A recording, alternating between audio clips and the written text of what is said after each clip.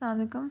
Exercise 12.1 में domain और range है ट्रिग्नोमेट्रिक फंक्शंस की। हमारे पास ट्रिग्नोमेट्रिक फंक्शंस होते हैं basically sine x, cos x, tan x और इनके इन्वर्सेस साइन का कोसेकेंड एक्स और कॉस का सेकेंड एक्स और टैन का कोटेंजेंट एक्स। अब ये इस तरह होते हैं कि inverse in the form of reciprocal. तो कोसेकेंड एक्स होता है 1/sin एक्स, सीकेंड एक्स होता है 1/cos एक्स और कोटेंजेंट एक्स होता है 1/tan एक्स। तो इनकी डोमेन और रेंज की बात की गई है। डोमेन होता है काइंड ऑफ लाइक इनपुट वाला सेट कि आप इसके अंदर x की क्या क्या वैल्यू पुट कर सकते हो। सपोज़ हम कर लेते हैं y is equal to sine x कि ये फंक्शन पूरा एज अ होल y के इक्वल है। तो जो इनपुट आप पुट कर रहे हो x, उसकी वैल्यूज़ हम डोमेन में रखते हैं और जो आउटपुट आती है y, उसकी वैल्यू हम लगाते हैं रेंज में। कि रेंज हमें बता रही होती है कि हमारे पास आंसर क्या क्या आ सकते हैं और डोमेन हमें बताती है कि हम इनपुट क्या क्या पुट कर सकते हैं। अब हमारे पास जो साइन एक्स और कॉस एक्स होता है ना, उसको हमने डिफ़ाइन करते हैं एक यूनिट सर्कल से। यूनिट सर्कल वो होता है जिसका रेडियस 1 होता है। जिसका रेडियस 1 होता है वो यूनिट सर्कल होता है। अब इस यूनिट सर्कल में हम एक एंगल ड्रॉ कर लेते हैं। Let's suppose this angle is theta.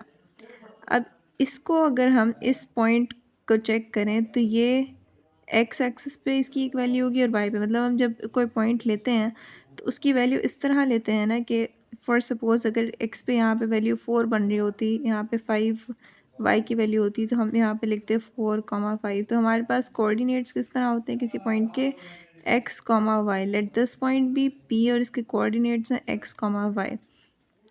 अब हमारे पास जो रेडियस है दैट इज़ 1। तो ये जो हाइपोटेन्यूज़ होगा ना इसका, ये बनेगी हमारे पास एक राइट एंगल ट्राइंगल और इसका जो हाइपोटेन्यूज़ है दैट इज़ इक्वल टू 1।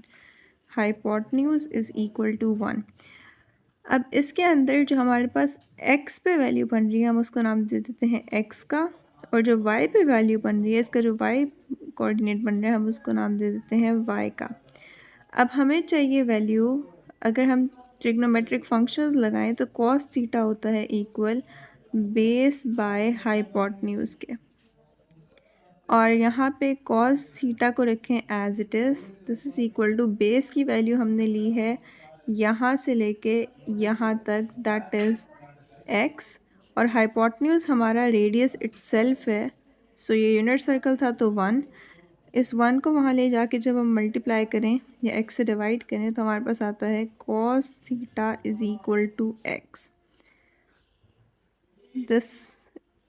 और अब अगर हम साइन को देखें तो हमारे पास होता है sine theta is equal to base यहाँ नहीं आती, कॉस में बेस होती है तो साइन थीटा में आता है sine theta is equal to perpendicular over हाइपोटेन्यूज़।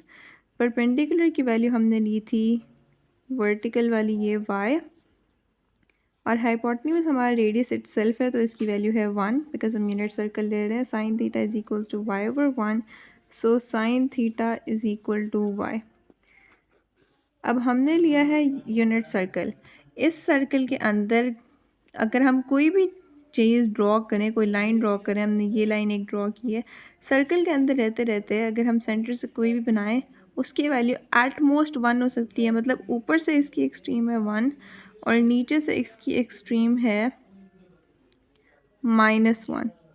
सो इस सर्कल के अंदर रहने वाली हर वैल्यू 1 से लेके -1 तक रेंज करेगी। तो इसीलिए जो साइन थीटा और कॉस थीटा है ये किसी भी वैल्यू पे अनडिफाइंड नहीं होता।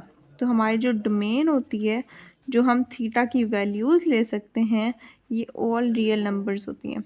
अच्छा, अब हम फंक्शन को अनडिफाइंड की जो बात की है वो हम बाकी केसेस में करते हैं जिनमें हमारे पास फंक्शन कोई रेसिप्रोकल में डिनोमिनेटर में आ जाता है।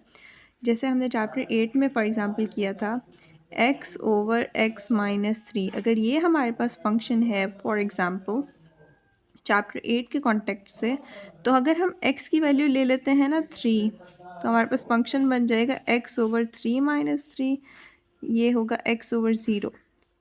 जो भी नंबर 0 से डिवाइड हो रहा हो उसका आंसर अनडिफाइंड इन्फिनिटी आ जाता है, इसीलिए हम इसकी ये वैल्यू नहीं ले सकते। तो हम x की वैल्यू हर रियल नंबर ले सकते हैं एक्सेप्ट फॉर द नंबर 3। इस तरह हम जो रियल नंबर्स में से डोमेन लिखने के लिए हम रियल नंबर्स में से वो वैल्यू सब्ट्रैक्ट कर लेते हैं जिस पे आंसर अनडिफाइंड हो जाए। यहाँ पर मतलब दो केसेस में अनडिफाइंड होते हैं, एक तो ये कि डिनोमिनेटर में ज़ीरो हो जाए और दूसरा ये कि स्क्वायर रूट के अंदर नेगेटिव वैल्यू आ जाए। हमें ये केस अवॉइड करना होता है और डिनोमिनेटर का ज़ीरो अवॉइड करना होता है। अब इसके अंदर कोई भी केस नहीं है तो साइन थीटा और कॉस थीटा की डोमेन ऑल रियल नंबर्स बनती है और इसकी रेंज यानी कि इसकी वैल्यूज़ कहाँ तक रेंज कर सकती हैं वो होती है -1 से लेकर 1 तक। सो हम इसको लिखते हैं y is greater than equal to -1 and less than equal to 1, यानी कि y -1 से 1 के दरमियान में रहेगा क्योंकि हमने कहा था कि हमारी ये रेंज कर है यूनिट सर्कल के अंदर। सो जो वैल्यूज़ हैं as a whole sine theta is greater than equal to 1 and -1. Similarly, x is greater than equal to 1 -1. So this is the case कि हमारे पास जो x है वो या तो itself रेडियस हो सकता है या रेडियस से छोटा हो सकता है, इससे एक्सीड नहीं कर सकता, बाहर नहीं जा सकता। तो उसकी वैल्यू या तो 1 हो सकती है या इस एक्सट्रीम में जाके देखें तो -1 हो सकती है या फिर इससे छोटी हो सकती है। सो इस हिसाब से हमारे पास x जो है वो -1 से 1 के दरमियान में and x was equivalent to cos theta. So cos theta is less than equal to 1 and greater than equal to -1।